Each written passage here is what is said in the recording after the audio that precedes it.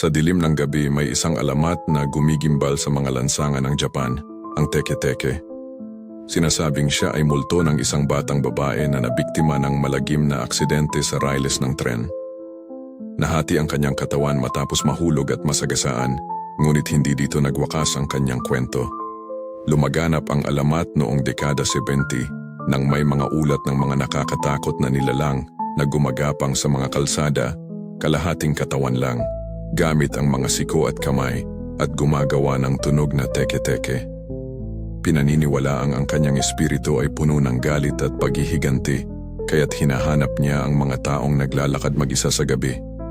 Kapag nakita ka niya, kakalad ka rin kanya patungo sa kamatayan at huhulihin ka para maging tulad niya. Mahahati rin ang iyong katawan.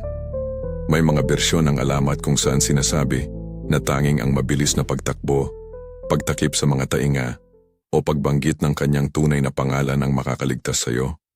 Ang ilan naman ay naniniwala na ang pagtawag sa kanya ay magdadala ng sumpa.